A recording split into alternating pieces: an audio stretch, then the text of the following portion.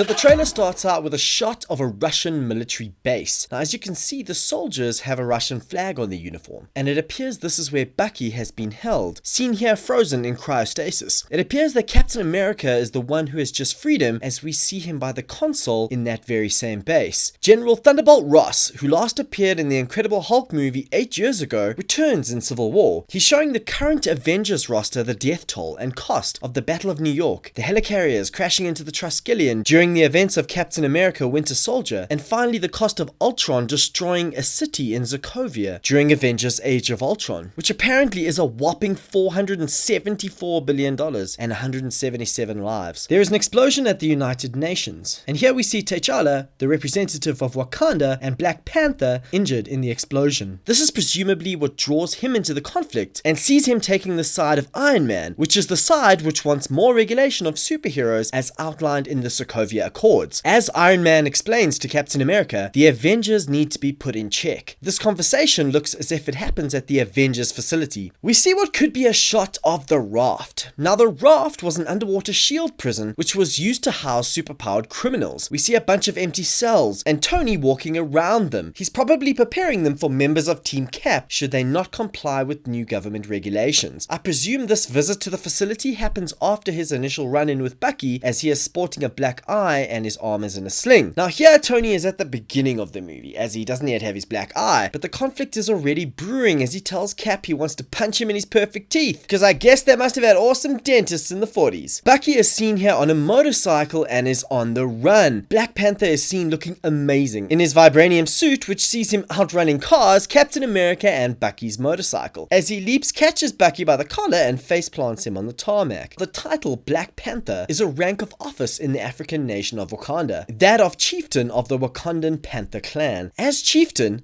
the Panther is entitled to eat a special heart-shaped herb which grants him superhuman acute senses, strength and speed. Tony activates his awesome wearable as he clearly encounters Bucky by chance. He's wearing the same suit from earlier when he told Cap he wanted to punch him in his teeth. Now this probably happens towards the beginning of the movie, as he doesn't yet have his black eye and is clearly shaken and surprised that Bucky fired a shot at him at point blank range, clearly intending to kill him. Now Rhodey, aka Warhammer, formerly known as Iron Patriot, formerly known as War Machine, anyway, this guy is shot down by a massive energy blast. Now it's unclear who has shot him down, and I don't think it's anyone from Team Cap, as nobody on that team has that kind of firepower except for Scarlet Witch, and her energy beams are red. Now I think this shot is actually one of Tony's repulsor blast or his unibeam, as we see Hawkeye fire Ant-Man onto the Iron Man suit later in the trailer. Now I predict that Ant-Man will take control of Tony's suit, firing on Rhodey. Either that or Scarlet Witch has somehow mind-controlled Vision and he fires on Rhodey. Now the filmmakers certainly want us to think that Rhodey is dead. However, I would be surprised if they put such a massive spoiler in the trailer, as it would ruin the emotional impact it's intended to have. But we won't know exactly who's dying until the movie is released, as the filmmakers have reportedly shot multiple death scenes for Falcon, Warhammer and Scarlet Witch. Now I personally don't think it'll be any of these characters, and it's most likely that the movie will follow the Civil War storyline in the comics and that Cap will die. But don't worry, there are lots of powerful Infinity Stones floating about which could help to bring him back in time for Infinity War Part 1 or 2. The Soul Gem has the power to do this, but it is one of the 2 Infinity Stones that's location is currently unknown. But there is a strong possibility that the Soul Gem could show up in Doctor Strange, which is being released later this year. The Space Gem is in the Tesseract and is on Asgard. The Ether is the Reality Gem and is with the Collector. The Power Gem was saved by the Guardians of the Galaxy and is on Xandar with the Nova Core, and the Mind Gem is in Vision's head. And the Time Gem is the other gem that's location is unknown. But back to the trailer. Natasha warns Tony to watch his back. Now does this mean that she could swap sides at some point in the movie, as being a double agent is kind of her thing?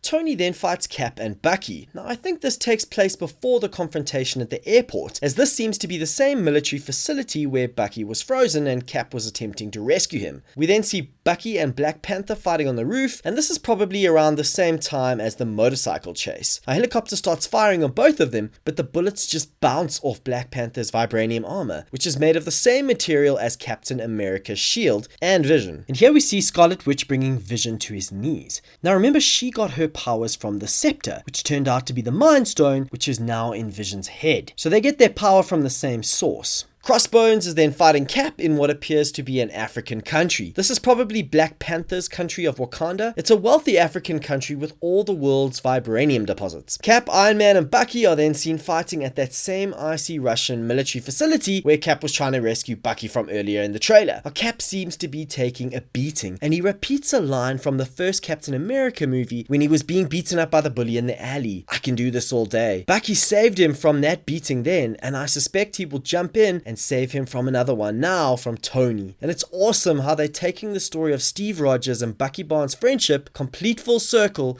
to where it all started. An awesome shot of the two teams fighting at the airport, and finally Tony calls for Spider-Man, who yanks Cap's shields and ties his hands with webs, probably confirming that Spider-Man is going to be on Team Iron Man. And what an awesome shot of Spider-Man's bright red and blue costume holding Cap's shield. His mask appears to also have some tech built into it, as you can see his eye apertures contract. The rumors are that Tony Stark helped to develop the suit, and that this suit is the final iteration of several we may see throughout the film. It appears this film is going to be brutal, shocking, and heartbreaking. But at the end of the day, this will very much be the story of the friendship between Steve and Bucky. It's going to be Marvel's longest film to date with a runtime of 2 hours 27 minutes, and by all accounts is going to be the best Marvel film yet, which is high praise indeed. So there you have it. Hope you enjoyed this video. If you did, please like and then share it, because remember, as always, sharing is caring. I post lots of videos every week on comic book, movies, TV, including Star Wars and other blockbusters, so why not subscribe? Thanks again. Cheers for now.